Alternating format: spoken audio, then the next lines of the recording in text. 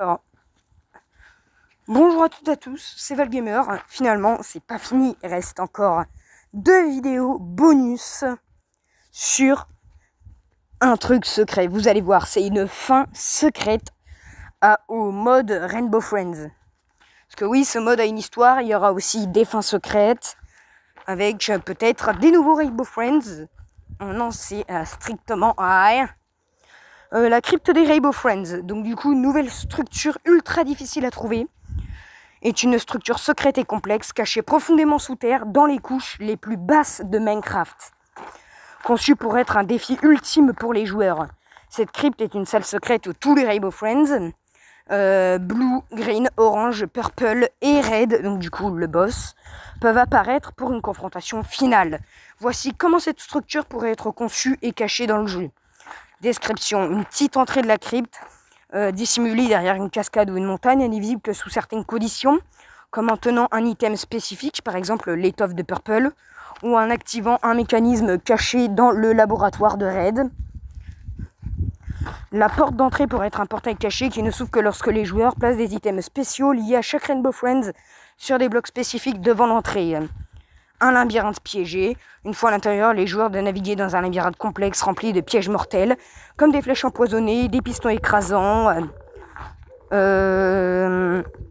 et des blocs de lave cachés. Le labyrinthe est conçu pour désorienter et piéger les joueurs, les menant à des impasses ou des salles pleines de mobs mineurs.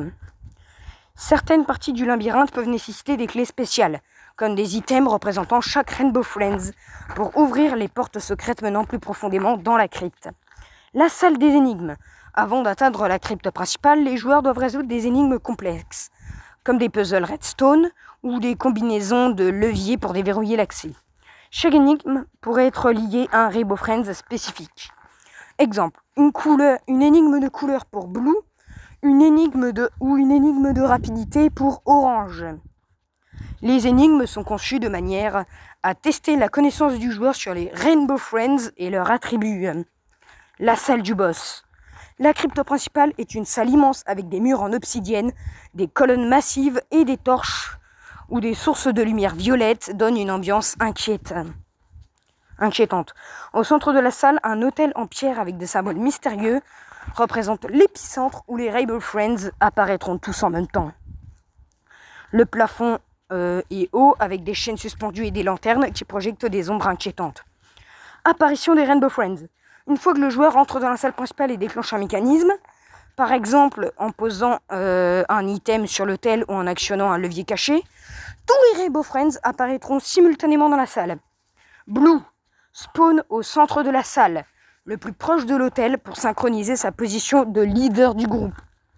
Green apparaît à proximité des murs, utilisant sa longue portée pour surprendre les joueurs. Orange spawn près des coins de la salle, se déplaçant rapidement pour attaquer les joueurs de manière furtive. Purple surgit de petits bassins d'eau ou de crevasses sur le sol pour simuler son habitude de surgir des bouches d'aération. Red, donc le boss, il spawn en dernier sur l'autel. Comme l'ultime défi. Red est plus puissant et résistant que les autres, avec des attaques spéciales et des effets négatifs sur le joueur. Récompense secrète. Une fois que le joueur a vaincu tous les Rainbow Friends, une trappe secrète s'ouvre sous l'autel, révélant un coffre contenant des récompenses spéciales. Une couronne de Blue, un casque avec des effets d'amélioration, cape de Green, un plastron conférant un effet d'invincibilité temporaire, chaussures de vitesse d'Orange, bottes avec un effet de vitesse, œil de Purple, un item spécial permettant de voir à travers les murs pendant un court instant, et le sceptre de Red, un bâton avec des pouvoirs redstone spéciaux permettant aux joueurs de contrôler certains aspects des mécanismes redstone à distance.